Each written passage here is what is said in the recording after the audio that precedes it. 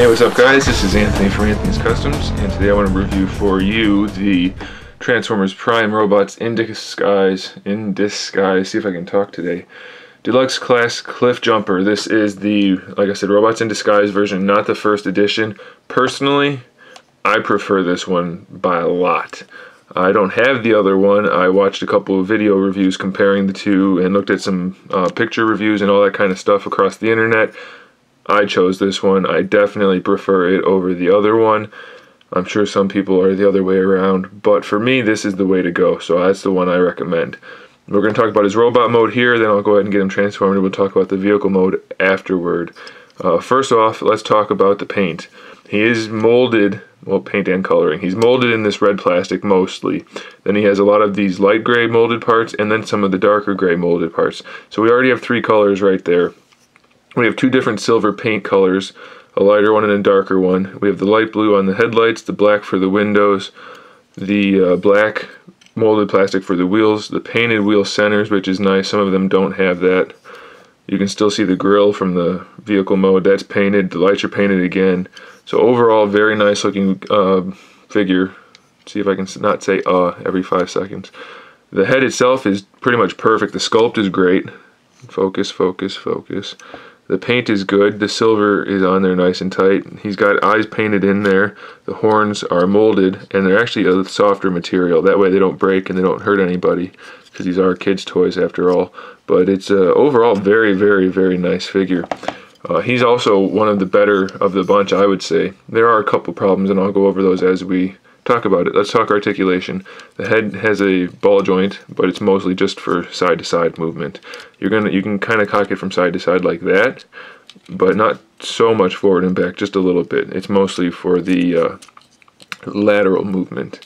As far as the arms go, they have the ball jointed shoulders that most of them have. You can see that in there. It's kind of chunky with the wheel connected right here, so you're not going to get as huge a range of motion as some of the other ones, but you can, if you play with it a little bit, get him in quite a bit of poses, so it's pretty good there. He has a bicep swivel built in right underneath, so that gives him full range.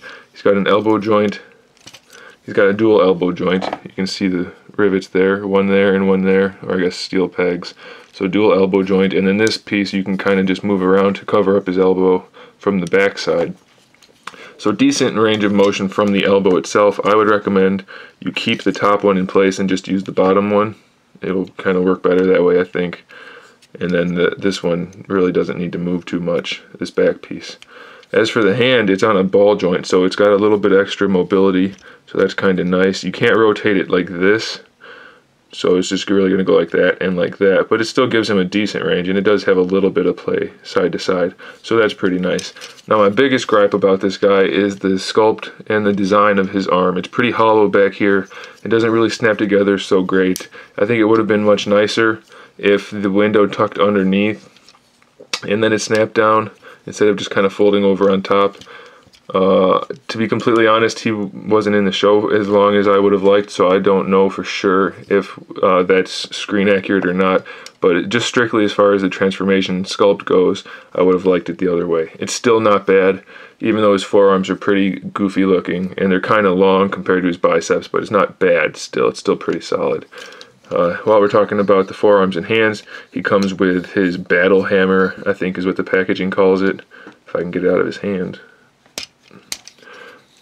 It's okay. It's not the best. There's a lot of hollowness to it. As you can see, there's a little bit of kind of an ugly sculpt in some areas, but overall it's okay. I mean, it's decent enough.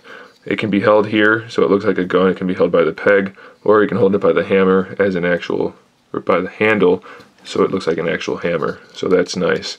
Both of those fit in his hand very nicely. Could have used a little bit of paint, not too much on there. As far as the waist goes, he does have a waist twist. It's not hidden as well as Ratchet's. It's kind of not finished when you turn it, but it still looks pretty darn good. I gotta say, the articulation on these guys is really, really nice, and they did a good job with it. Hips, old school ball jointed hips with the thigh swivel built in, and it actually hides the thigh swivel completely due to these oversized hip plates. So that's very nice. Very nice touch, good range of motion.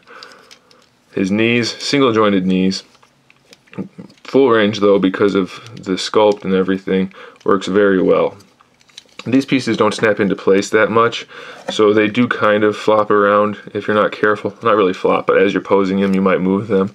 It's not too big of a deal. His ankles, he's got this, well, let's use this one, I guess. For the ankle, he has this joint right here, which is really more of the transformation than anything, but it does give him a little extra mobility. And then the foot itself is just on a ball joint, so it's got full range of motion.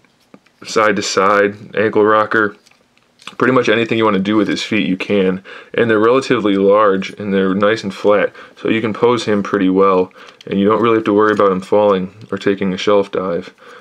Overall, he's a really good figure, and I definitely recommend it. Robot mode, just like Ratchet, I'm going to give him a 9 out of 10. Pretty good figure. He's pretty close to on par with Ratchet. It's just really the arms that are a problem. And there's the kitty. Hey, buddy. Okay, so let me get him transformed, and we will continue to talk about him there. Alrighty, I have CLIFFJUMPER in vehicle mode. One of the best vehicle modes in my opinion. I like this one. I like the robot mode for him better than the first edition. I like the vehicle mode better as well. The gun I don't really care for. It's a hammer or a gun technically in robot mode. It's really only a gun in vehicle mode. It either plugs into the top, which looks bad, or into this quarter panel, which looks bad to me. Not as bad as the top, because I just don't like that. It ruins the look of the car altogether. Too big and clunky.